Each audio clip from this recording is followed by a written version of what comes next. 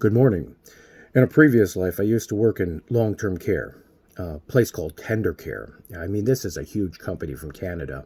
They sell themselves on the stock market because they have like 50,000 beds. I mean, that's 50,000 human beings.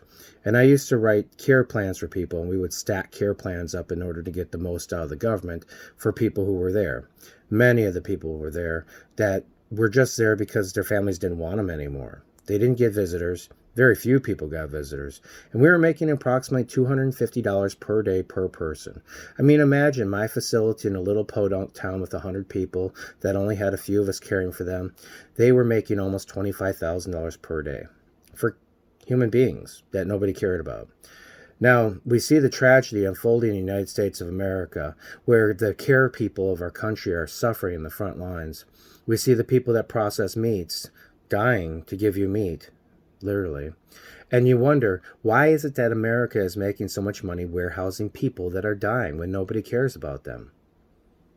Because there's big money in it. It's just like your prison system. How many billions of dollars go into the prison system? I mean, if I want to become a multimillionaire, I just buy a prison. I make it into a maximum security. I lock everybody down and I get paid by the day to keep people warehoused. It's the same with long-term care. Every day, somebody's worth money. And the more care contingencies you have, like you have to lift them out of bed in the morning, you have to spoon feed them, blah, blah, blah, blah, blah. Every single thing counts as money. And if you have one building making $25,000 per day, think of that, 100 days of that. 10 days of that's 250,000, right? 100 days is 2.5 million. That means in a year, you're going to make almost $8 million from one place just warehousing bodies. Tell me that you paid the care workers that much. Tell me you paid the nurses that much. Tell me that you changed any of those beds. Oh my gosh. Some of those linens had blood on them. You could tell whose linen this was versus this one because this person had wound care in this bed and that's where he bled on it, and now it's over on Sally's bed over here, but it was washed up and it's clean. Don't tell your DON because you might get written up. Anyways, so these are the hard facts. And you wonder why this is raging through there? Well, number one, the place where I worked, we actually had illegal aliens living in one of the rooms in the side. Yeah, people that weren't even registered as citizens living there that did cleanup at night, and they actually got a free room on one of our wings. Yeah.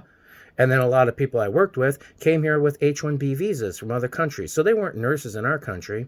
They overworked the people, they understaffed them, and if you try to go home and there's nobody to take over your shift, they threaten you with the state. They say that you're insubordinate and you're abandoning your people.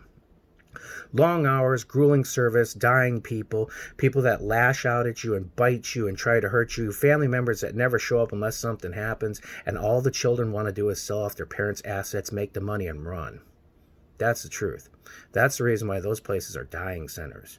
This coronavirus should shed a huge light in the United States of America, how we really don't care about our citizens, and we're willing to stack them on each other and allow companies like a Canadian company known as Tender Care with a huge problem, where they actually had a man beat to death some poor lady with Alzheimer's because she was too loud and he was just there for recovery from narcotics. Let's talk about the real issue here. God bless God. You guys are in real big trouble. This ain't over anytime soon. Let the angels sing. It is time for the fourth to come. The fourth measure.